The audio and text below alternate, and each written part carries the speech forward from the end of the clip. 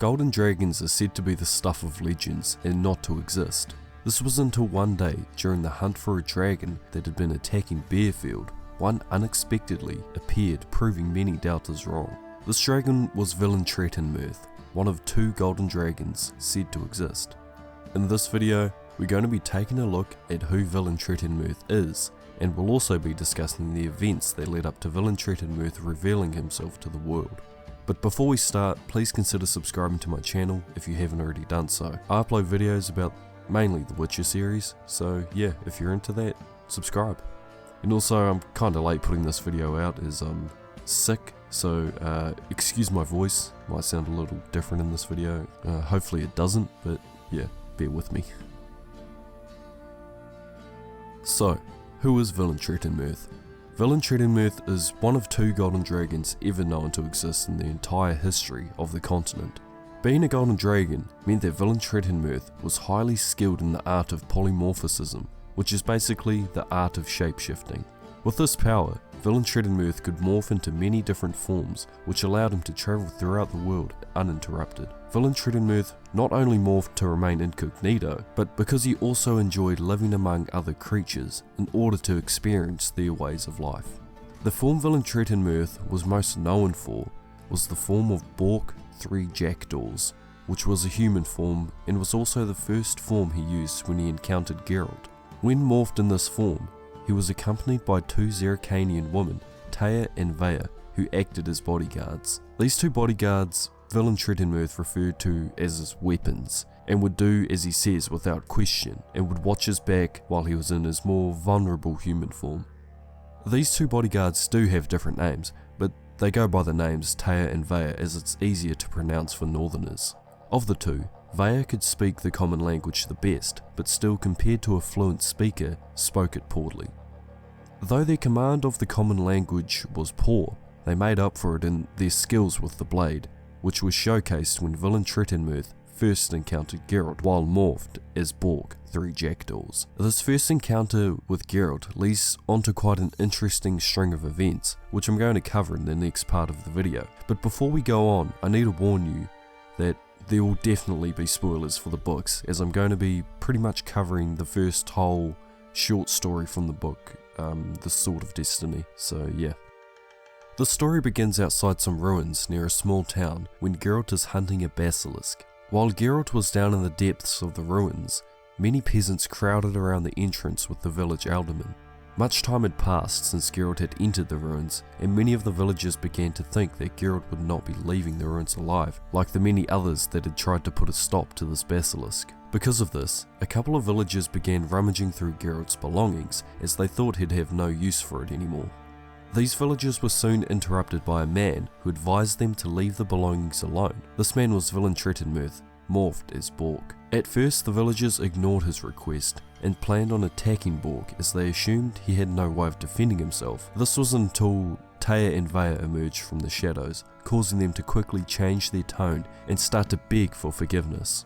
While this was going on, Geralt was just emerging from the ruins with the basilisk. As he got to the top, he dumped it at the alderman's feet and demanded his payment. As Geralt took his payment, he noticed the scene that had been created with the peasants that were trying to rob him, to which he expressed his anger towards them for what they were doing. Though initially angry at the peasants, Geralt soon forgave the peasants, as he was informed by Bork that his stuff hadn't been touched.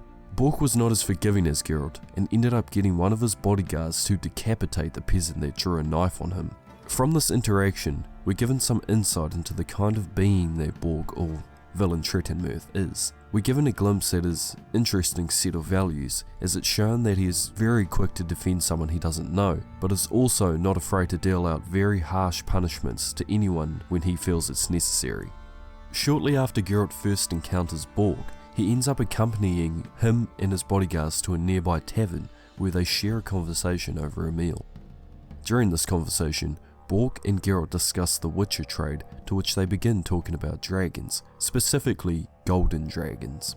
Bork shows quite a lot of interest in discussing golden dragons with Geralt, as after all, he is one, but doesn't yet let Geralt know this. Instead, he just listens to what Geralt has to say about them, and dragons in general. I think he was using this as a way of somewhat screening Geralt to see if he could be a trustworthy companion for the next part of the journey they were about to embark on. To Bork's surprise, Geralt answered his questions to his satisfaction, stating that he doesn't hunt or kill real dragons. Because of this, Bork was more than happy to have his company during the next part of the journey, as this is where it would be revealed to Geralt that Bork himself was none other than a golden dragon. I also think from this conversation, Villentretenmerth saw a lot of himself in Geralt, as Geralt mentioned the struggles of being a mutant and an outcast, which Villentretenmerth in his true form somewhat is, as he's a golden dragon. I mean, dragons are outcasts as it is, and then to be a golden dragon, a mutation of sorts of a normal kind of dragon, I mean, yeah, you can see what he's getting at. The next day, Geralt agreed to accompany Bork for a while as he travelled to where he was next headed.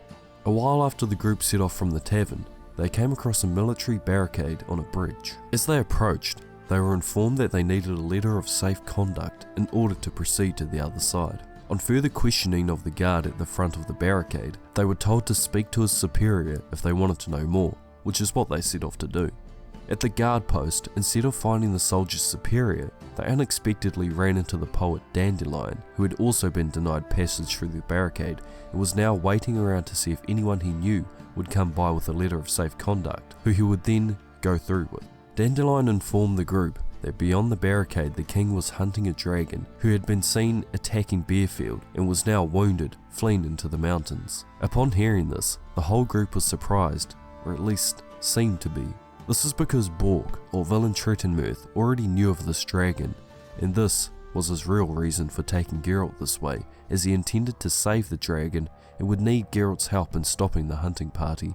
Some time had passed, as they sat with the guard who wouldn't let them through. As they were talking, the guard mentioned some of the people that he'd let through, and from the description of one of the people he let through, Geralt recognises it was Yennefer, who was also in pursuit of this dragon. After learning this, Geralt promptly offers to pay his way through the barricade, to which Bork does also, and after some convincing, the guard reluctantly agrees to let them through.